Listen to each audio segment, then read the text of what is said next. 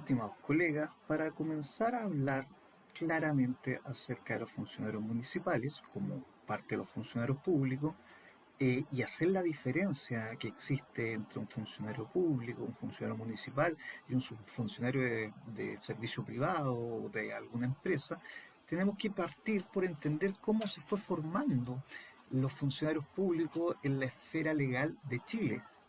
Lo primero que tenemos que recordar que en el siglo XIX el empleo público era bastante escaso y si bien la población chilena era menor, el peso relativo del empleo público fue muy acotado.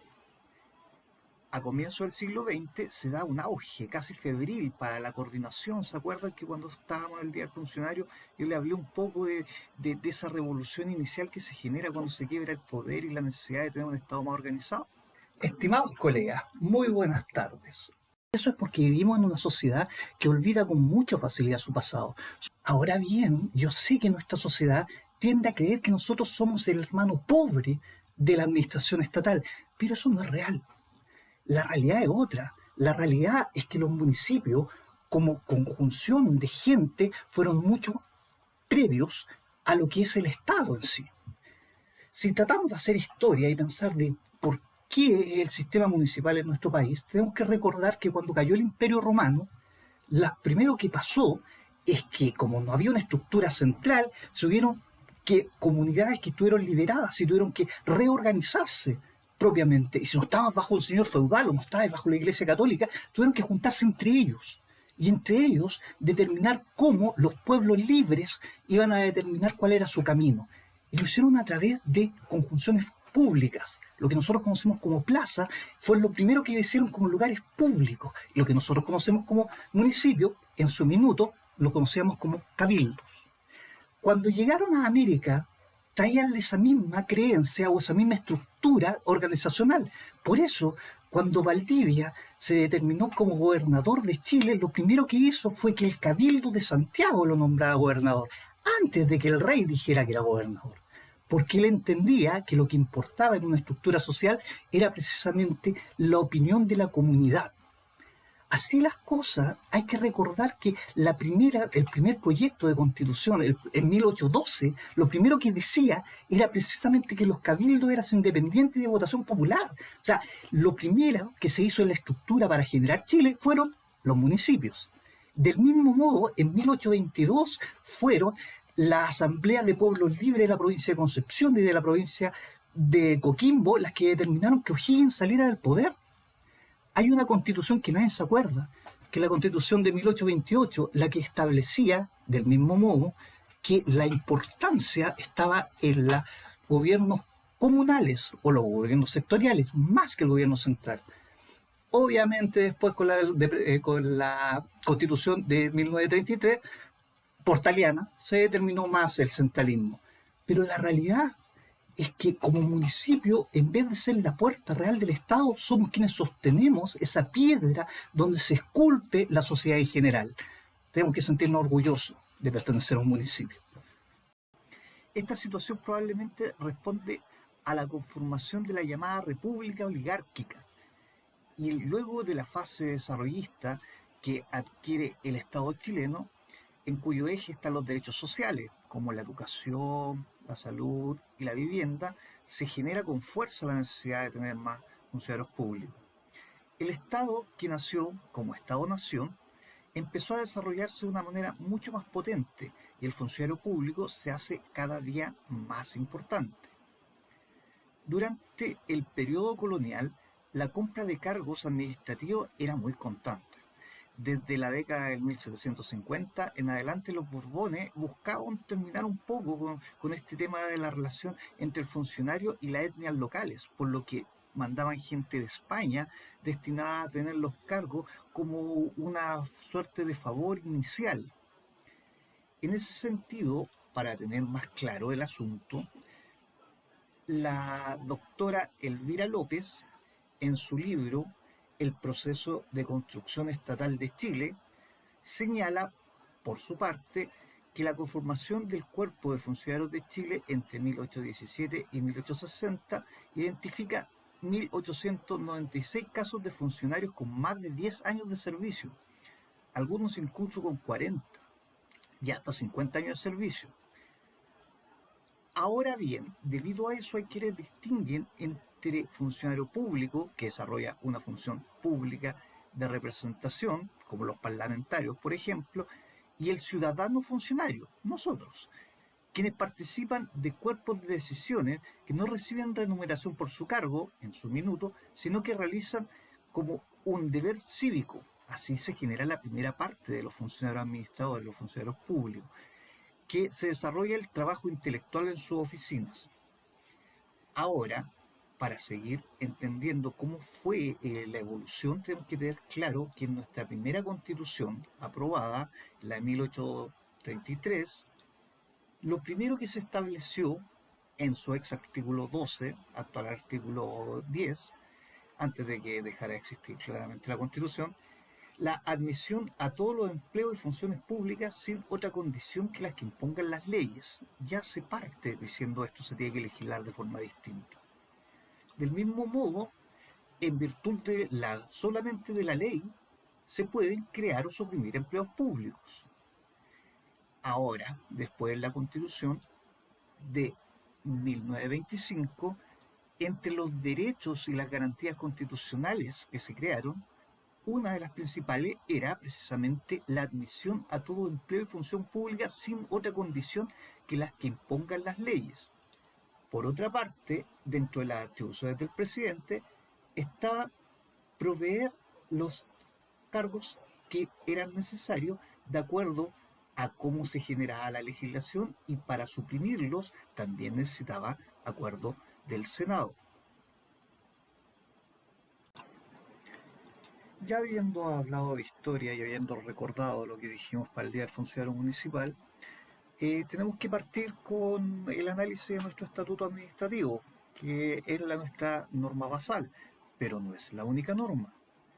Para poder entender bien cómo funciona nuestro sistema, tenemos que partir por lo que habíamos recordado de las constituciones, que una de las bases principales de toda la normativa que nosotros tenemos que estar atentos es precisamente la estructura legal que da la Constitución. Junto con la Constitución tenemos nuestra Ley Orgánica Constitucional de Municipalidades, y dentro de ella está precisamente la Ley Orgánica Constitucional de Bases Generales de Administración del Estado. Después tenemos que tener claro que vienen las bases de procedimiento administrativo, y junto con ella tenemos que recordar que nuestra forma de comprar, de adquirir los insumos que necesitamos para hacer nuestras labores, se hace a través de la normativa de compras públicas, la 19886, y aparte de eso tenemos que tener presente la publicidad de nuestro actuar a través de la ley de información pública, o conocida como ley de transparencia. Ahora, en materia económica, nuestra estructura no permite que podamos hacer cualquier tipo de cosa con los recursos municipales. Para eso está precisamente la Ley Orgánica de Administración Financiera del Estado, que es aplicable a los municipios y a nosotros específicamente por las adquisiciones que tenemos por las patentes y los demás derechos municipales. Existe la Ley de Rentas Municipales. Ahora, lo que vamos a ver en este minuto es precisamente lo que está normando nuestra forma de poder ejecutar nuestras labores como funcionario municipal, que vendría a ser precisamente nuestro estatuto administrativo. Las municipalidades tienen dos servicios traspasados también, que dentro de nuestro sistema conviven usualmente con nosotros, y nuestros estatutos son bastante similares, pero tienen ciertos bemoles donde hay ciertas condiciones que son distintas. Por ejemplo, en el estatuto de la atención primaria y la normativa de los profesionales de la educación.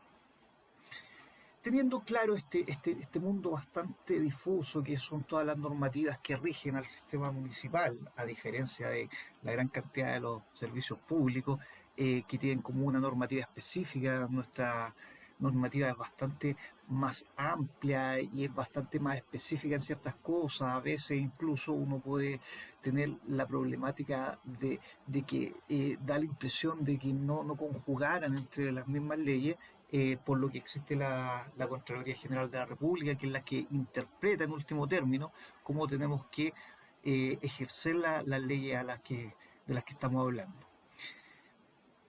Yo sé que para hacer una introducción real en este primer capítulo de nuestro estudio del Estatuto Administrativo de Funcionarios Municipales, tenemos que tener claro qué es un municipio. Y aunque parezca que siempre lo hemos tenido claro, es mejor llegar a entender cada una de sus partes. En una etapa inicial tenemos que saber cuál es la definición de qué es lo que es una municipalidad. De acuerdo a la Constitución, que como dijimos es nuestra piedra angular, nuestra normativa dice que las municipalidades son corporaciones autónomas de derecho público, con personalidad jurídica y patrimonio propio, cuya finalidad es satisfacer las necesidades de la comunidad local y asegurar su participación en el progreso económico, social y cultural de la comuna.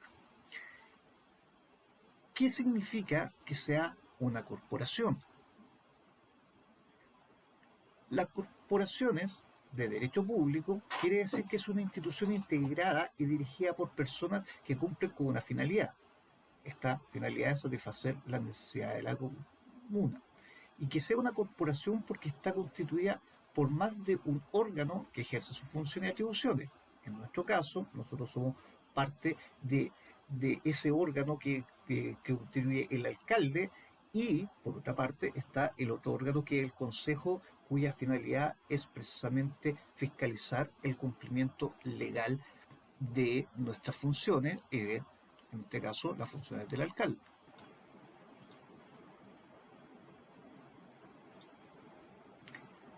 ¿Qué significa que sea de derecho público? Que su creación, funciones y organización tiene su origen en la Constitución y en una ley orgánica, normativa a la cual debe someterse en su actuar. Y no está sometida a las normas de derecho privado, salvo, que la propia ley extienda su aplicación a determinadas materias. Es una persona jurídica con patrimonio propio. La personalidad jurídica le confiere las atribuciones de poder actuar autónomamente con independencia de otros órganos de la administración del Estado. Es titular de derechos y obligaciones, bienes y deudas distintos al fisco. La representación judicial y extrajudicial de las corporaciones radica en el alcalde, de acuerdo al artículo 63, letra A de nuestra Ley Orgánica Constitucional de Municipalidades. Su finalidad es una finalidad administrativa, no política. Es una función encargada de procurar, conservar y perfeccionar el órgano social mediante el cual el Estado realiza su fin. No comparte con los poderes públicos el ejercicio de la soberanía, a diferencia de los órganos propiamente tal de gobierno. ¿Qué quiere decir esto? Desde un punto de vista básico, nosotros no somos parte de un gobierno, aun cuando somos el pilar de un Estado, que no es lo mismo.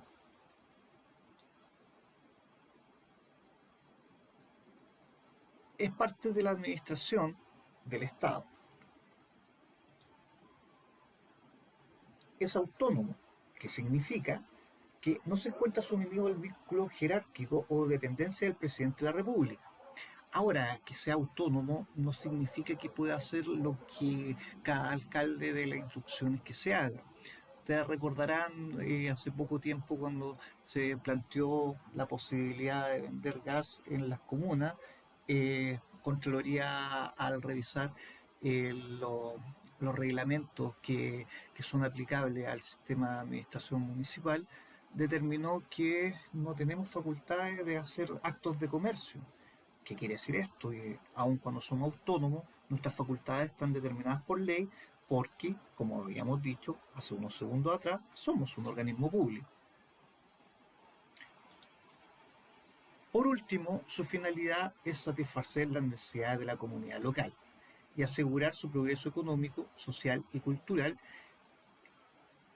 Así, cuando se toma toda esta definición que tuvimos de municipalidad se ve como si fuera un cuerpo armado del aire, pero la realidad es que las municipalidades están estructuradas, están diseñadas con nosotros, como funcionarios municipales, para hacer sus tareas. Y por eso se genera una normativa especial, precisa y determinada, que es el estatuto que ahora estamos viendo.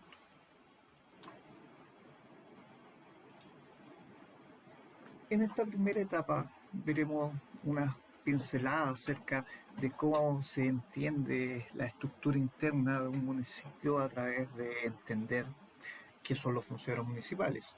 La primera noción de funcionarios municipales que nosotros tenemos está dada por Controlería cuando, para describirlo, lo señaló como aquellas personas designadas en una planta de un municipio o a contrata que ocupan un cargo en la administración, excluyendo a quienes prestan servicios honorarios.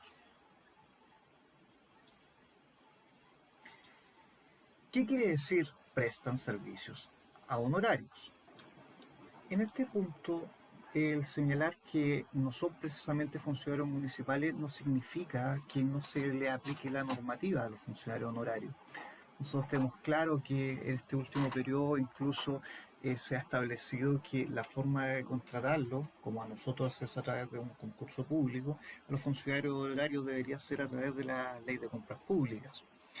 Y la jurisprudencia de Contraloría ha determinado claramente que los principios de probidad le son aplicables al extremo de determinar que su accionar genera cierta responsabilidad administrativa, aun cuando no es aplicable el estatuto, porque poseen la calidad de agentes públicos. Ahora, de la gran mayoría de las cosas que vamos a señalar dentro del estatuto no son aplicables a los funcionarios honorarios de forma directa, pero tangencialmente, de acuerdo a lo que acabo de decir, de los principios de probidad y de la posibilidad de que generen cierta responsabilidad administrativa que se ejecuta más en materia civil o en materia penal que en materia administrativa, es necesario tener claro estos puntos porque en su minuto, cuando veamos lo de más cerca lo que es la probidad administrativa, tenemos que recordar que es aplicable a todo quien presta servicio con una remuneración estatal. Ahora, dentro de la calidad que tiene cada funcionario público y dentro de, en este caso, nosotros como funcionarios municipales, se divide en dos, los permanentes y los transitorios. Dentro de los permanentes tenemos la planta y dentro de la planta tenemos tres calidades distintas dentro de los estamentos, que es el estamento directivo, el estamento profesional, el estamento de jefaturas, el estamento técnico, el estamento administrativo y el estamento de auxiliares.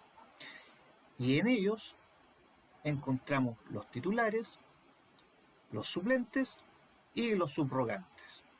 Por otra parte, de acuerdo a los transitorios, tenemos las contratas. Y las contratas están dentro de los mismos estamentos, pero no pueden tener las mismas calidades. Son a plazo, cada contrata se termina desde el punto de vista teórico el 31 de diciembre de cada año, no pueden asumir funciones directivas ni de jefatura, están amparados por el fuero maternal, obviamente. La cláusula de cese que se utiliza como mientras sean necesarios sus servicios ya no está siendo tan aplicable de acuerdo al principio de confianza legítima, pero sí se puede estimar que en casos determinados, cuando se contrata a un plazo específico para una función específica, dentro del decreto de nombramiento puede determinarse que sean necesarios sus servicios dentro de ciertos márgenes de tiempo.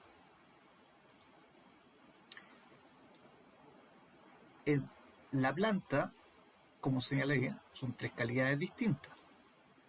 Tenemos los titulares, los subrogantes y los suplentes.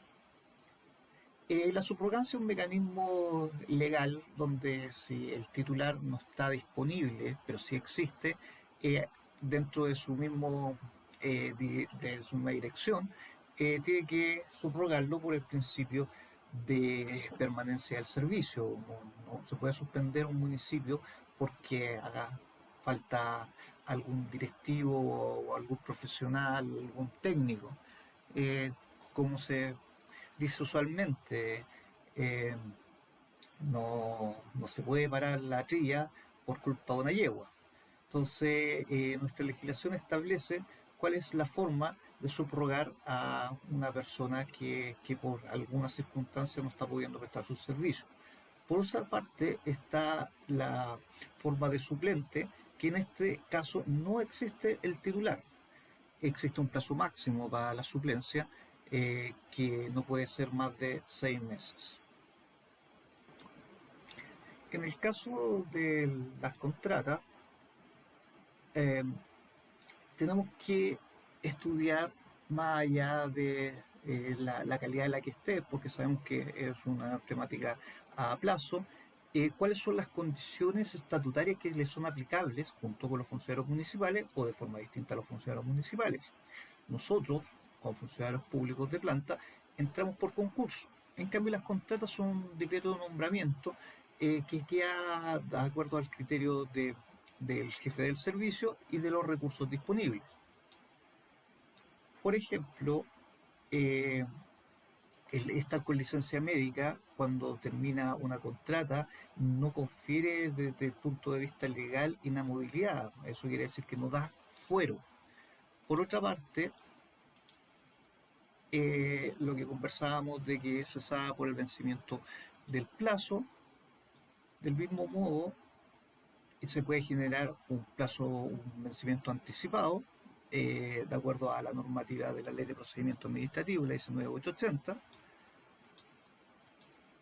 Lo que planteábamos cuando recién estábamos viendo el tema de que existe una cláusula de mientras sean necesarios sus servicios, eso siempre y cuando no exista lo conocido por nuestra jurisprudencia como confianza legítima, que es cuando el funcionario a contrata lleva ya más de 2 periodos prestando servicio en el mismo municipio, por lo cual tiene la convicción real de que su contrata va a seguir siendo necesaria por el periodo siguiente, si es que no existe un acto administrativo que se le notifique previamente, señalándole claramente cuál es la razón por la cual no van a ser necesarios sus servicios.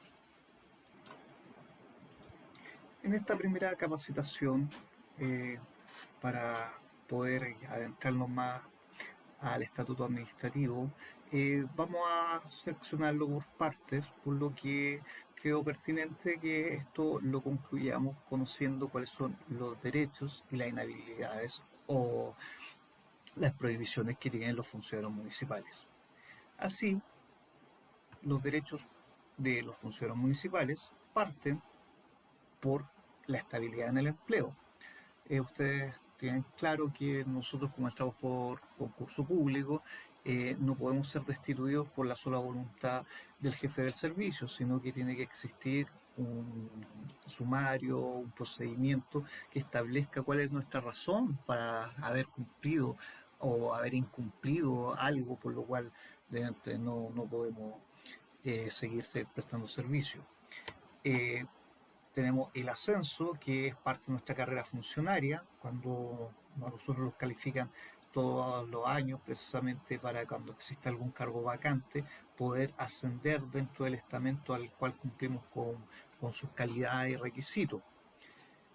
Podemos participar en concursos, no tenemos provisión de estar en concursos en la misma municipalidad en la que trabajamos, y tenemos cursos de capacitación como podría entenderse que estas inducciones que hacemos internamente.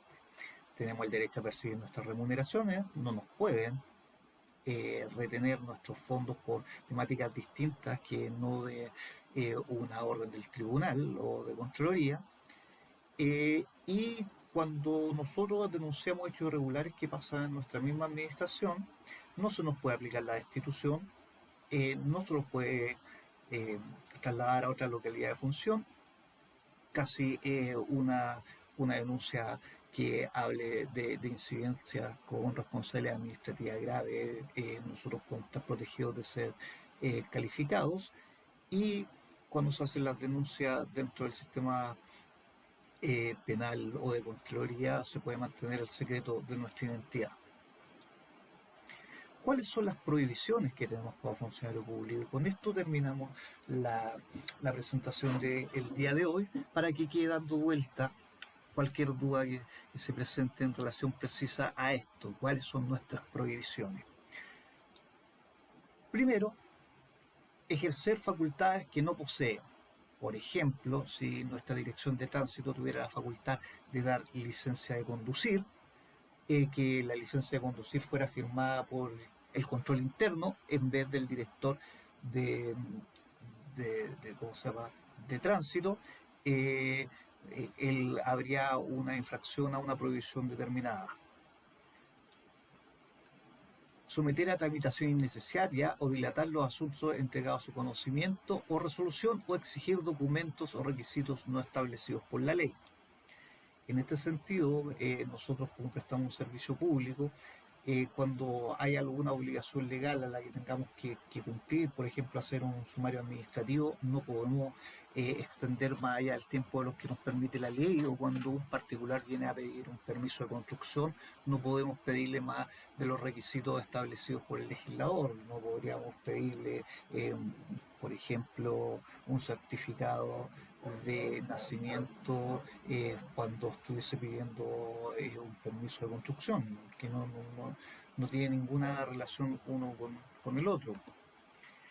Realizar actividades políticas dentro de la administración, o usar la autoridad, cargo o bienes del municipio para fines ajenos a su función. Cuando dice dentro de la administración, quiere decir que dentro de nuestro horario o con recursos de la administración, por lo cual cualquier funcionario puede ser candidato o puede generar acciones políticas fuera de su horario. Atentar contra los bienes municipales y destruir el material de trabajo o causarle daño. Eso es bastante obvio, pero es bueno recordarlo. Como nosotros tenemos responsabilidad administrativa, en caso de, por ejemplo, se trata de perder un vehículo municipal por una acción nuestra que pueda ser considerada culpable, tenemos cierta responsabilidad administrativa. O realizar cualquier acto atentatorio contra la dignidad de los demás funcionarios, por ejemplo, el acoso sexual y laboral. Nosotros hemos tenido cierta incidencia, por lo cual es bueno que recordemos que esta es una prohibición determinada por nuestro estatuto, y aparte de un tema que está sancionado desde el punto de vista de derecho laboral, incluso de derecho penal. Pero un funcionario municipal, al ser sometido a un procedimiento por acoso sexual o acoso laboral, puede incluso perder su calidad de funcionario municipal.